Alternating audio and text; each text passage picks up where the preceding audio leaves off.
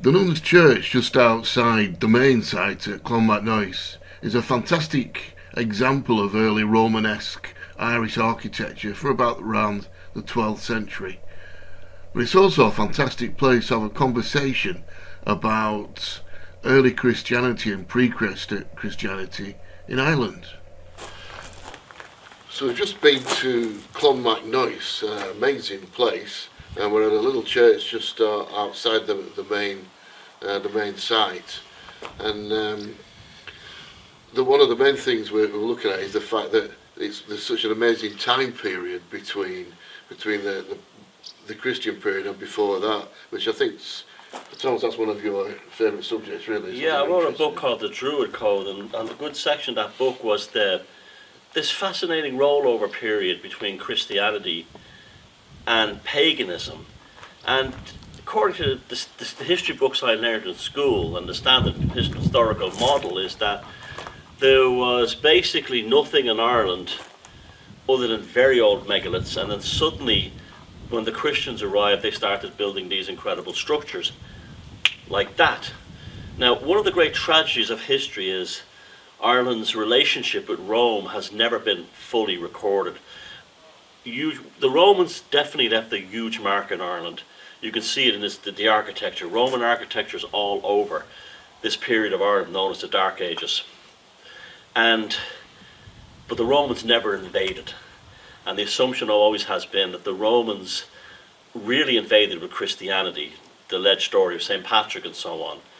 But it's more complex than that, because there's many smoking guns, such as we don't know the origin of the round towers.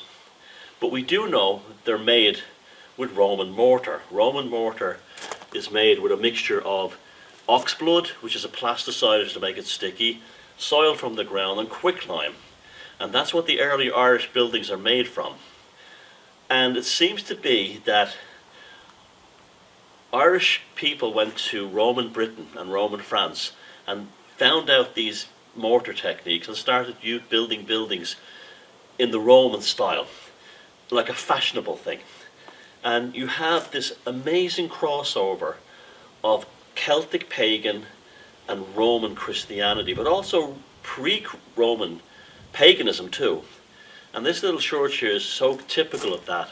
All around this Romanesque arch are beautiful, intricate Celtic carvings that portray very pagan themes: elves, cats, dogs, as well as the kind of things we associate with like ancient pagan Ireland.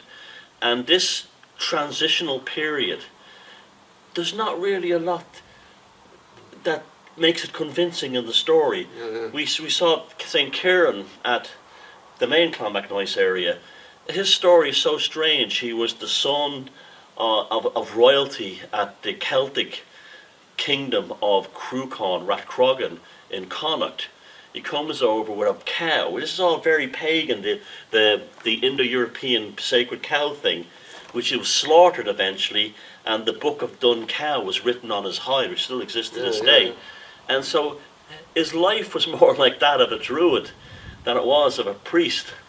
And we had this is the great tragedy. The books are missing, or they've not been translated. But it's probably one of the greatest stories to be told, is that period of how the Roman influence came to Ireland. It's almost certain they never invaded, but they could have with their Roman legions. We saw a picture, didn't we? Comes from the early church, and it would have been what Clonmacnoise would have looked like in the early sort of 6th century, the 500s.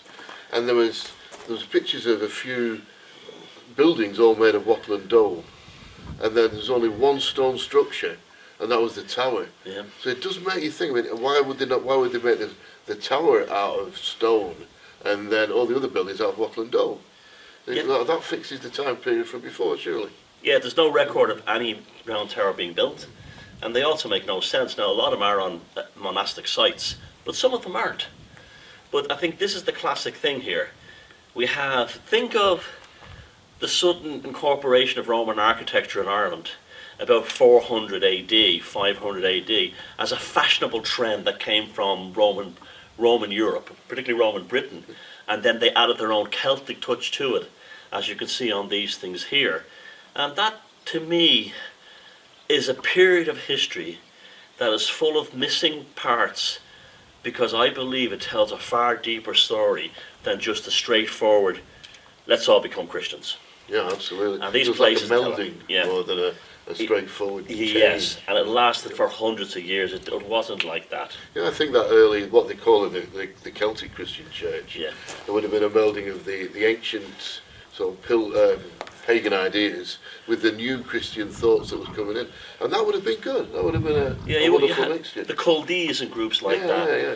There's an interesting story that when the Vikings raided the monastery in Tala, that they killed all the Christian monks, but didn't kill the Chaldees, which suggests the Chaldees were probably still considered to be Druidry.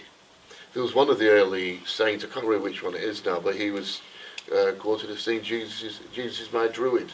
Yeah. So that was in Ireland. That was melding the two together. And of course, it all changed later on after the Synod of Whitby, 666. So when people say the Romans never came to Ireland, they may not have come as an invading army, but they left, but they could have. We don't know for sure. But their legacy is as Irish as Celtic art. So when you start looking for it, what's happened to the dun cow? The vellum. Yeah, the cow itself. I've heard stories that it died, and another one that it was sacrificed. The sacrifice that is not Christian at all. Animal sacrifice is pagan.